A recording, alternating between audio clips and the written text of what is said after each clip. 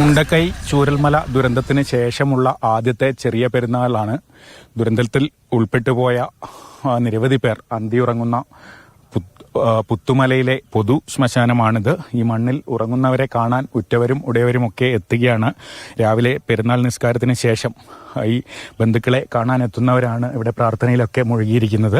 പല സ്ഥലങ്ങളിൽ വാടകയ്ക്ക് താമസിക്കുന്ന ആളുകളാണ്. അവരൊക്കെ അത്തരത്തിൽ ഇങ്ങോട്ട് വന്നിട്ടുണ്ട്. മാത്രമല്ല അവരുടെ ബന്ധുക്കൾ, ഈ ദുരന്തത്തിൽ ഉൾപ്പെട്ട മുണ്ടക്കൈ ചൂരൽമല ദുരന്തത്തിലൊക്കെ ഉൾപ്പെട്ട ആളുകളുടെ ബന്ധുക്കൾ, പല ഭാഗങ്ങളിൽ താമസിക്കുന്ന ബന്ധുക്കൾ എത്തിയിട്ടുണ്ട്.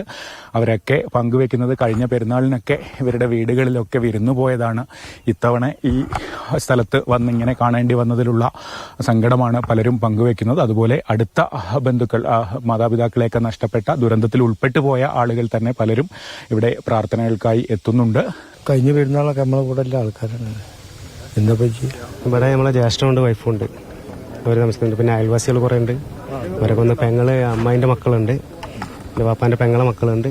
അവരെല്ലാവരും കണ്ടിട്ട് പോയി വെച്ച് വന്നതാണ്. നമ്മൾ കഴിഞ്ഞ വർഷമൊക്കെ പെരുന്നാൾ കഴിഞ്ഞാൽ നിസ്കാരം കഴിഞ്ഞാൽ വീട്ടിൽ കൂടെ ഒക്കെ പോയിരുന്ന ആളുകളാണ്.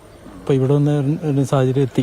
വളരെ സങ്കടകരമായ ഒരു ദിവസമാണ് ഇന്ന് ഈ മുണ്ടക്കൈ ചൂരൽമല പ്രദേശത്ത് ഉണ്ടായിരുന്ന കുടുംബങ്ങളെ സംബന്ധിച്ചും അവരുടെ ബന്ധുക്കളെ സംബന്ധിച്ചും ഒക്കെ ഈ പെരുന്നാൾ ആ ഓർമ്മയാണ്. കാരണം അത് ഞാൻ പറഞ്ഞതുപോലെ ദുരന്തത്തിന് ശേഷമുള്ള ആദ്യത്തെ ചെറിയ പെരുന്നാളാണ്. കൂടുതൽ ആളുകൾ ഇങ്ങോട്ട് ഇപ്പോഴും എത്തിക്കൊണ്ടിരിക്കുന്നുണ്ട് പ്രാർത്ഥനകൾ അർപ്പിക്കാൻ.